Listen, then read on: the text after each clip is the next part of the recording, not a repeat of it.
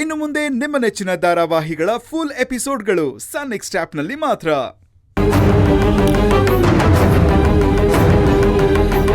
ಅಮ್ಮ, ನಿನ್ ನಿರ್ಧಾರ ನಾನು ಒಪ್ಪಲಮ್ಮ. ಅದರ ಅವಶ್ಯಕತೆನೂ ನನಗಿಲ್ಲ.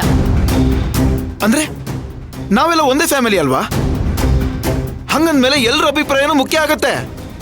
ಅದು ಈ ಮನೆಯಲ್ಲಿ ಶುಭ ಕಾರ್ಯ ನಡೀಲಿ ಅಂತ ಬಯಸ್ತಾರಲ್ಲ, ಅವ್ರಿಗೆ ಮಾತ್ರ ಅನ್ವಯ ಆಗುತ್ತೆ. ಅಂದ್ರೆ ನಿನ್ ಪ್ರಕಾರ ನಾನು ಭಕ್ತಿ ಜೀವನ ಹಾಳಾಗ್ಲಿ ಅಂತ ಬಯಸ್ತಾ ಇದ್ದೀನಿ ಅಂತನಾ? ನಾನು ಹಾಗೆ ಹೇಳ್ತಿಲ್ಲ. ಇದು ತಾಯಿ ಕರ್ತವ್ಯ. ಬಿಟ್ಬಿಡು ನನ್ನನ್ನ. ನಾನು ಅದನ್ನೇ ಹೇಳ್ತಾ ಇರೋದು. ಅಣ್ಣನಾಗಿ ನನಗೂ ಕರ್ತವ್ಯ ಮಾಡಕ್ ಅವಕಾಶ ಮಾಡಿಕೊಡು ಅಂತ. ಮತ್ತೆ ಮತ್ತೆ ಅದನ್ನೇ ಮಾತಾಡ್ಬೇಡ ಶ್ರೀಕಾಂತ. ಅರೆ, ನಾನು ಅದನ್ನೇ ಹೇಳ್ತಿರೋದು. ಈ ಜಾತಕ, ಗುರುಗಳ ವಿಷಯ ಎಲ್ಲ ಇವತ್ತು ಇಲ್ಲೇ ಮುಗ್ದೋಗ್ಲಿ ಅಂತ. ನಿಮ್ಮಪ್ಪ ಕೊಟ್ಟಿರೋ ಮಾತಿನ ಬಗ್ಗೆ ನೆನ್ಪಿಲ್ವ ಶ್ರೀಕಾಂತ? ಅಮ್ಮ, ಪ್ರಮಾಣ, ಆಣೆ ಅವೆಲ್ಲ ನಾವು ಹಾಕೊಂಡಿರುವಂತ ಕಟ್ಪಾಡುಗಳು. ಬಹುಶಃ ಅಪ್ಪ ಇದ್ದಿದ್ರೆ ಇವತ್ತು ನಿನ್ನ ಮಾತನ್ನ ನನ್ನ ಹಾಗೆ ಖಂಡಿಸ್ತಿದ್ರು. ಖಂಡಿತ ಇಲ್ಲ. ಕೊಟ್ಟು ಮಾತನ್ನ ಉಳಿಸ್ಕೊಳ್ತಿದ್ರು.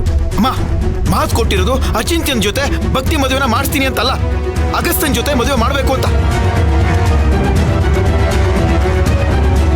ಅಮ್ಮ, ನಾನು ಹೇಳಿಲ್ವಾ, ಇದೆಲ್ಲ ನಮ್ಮ ಮನಸ್ಸಿಗೆ ಖುಷಿಯಾದಾಗ, ಸಮಾಧಾನವಾಗಿದ್ದಾಗ ಮಾಡುವಂತ ಪ್ರಮಾಣಗಳು. ವಾಸ್ತವಕ್ಕೂ ಇದಕ್ಕೂ ಕೆಲವೊಂದ್ಸಲ ಸಂಬಂಧನೇ ಇರಲ್ಲ. ಈ ವಿಷಯಕ್ಕೆ ದಯವಿಟ್ಟು ಅಡ್ಡ ಬರಬೇಡ. ಖಂಡಿತವಾಗ್ಲೂ ಬಂದೇ ಬರ್ತೀನಿ ಶ್ರೀಕಾಂತ. ಈ ವಿಷಯನ ಮುಂದುವರೆಕ್ ನಾನು ಬಿಡಲ್ಲ. ಹೇಗ್ ಬಿಡಲ್ವೋ ನಾನು ನೋಡ್ತೀನಿ. ಅಯ್ಯೋ, ಸಾಕು ಮಾಡ್ತೀರಾ ಇಬ್ರುನು.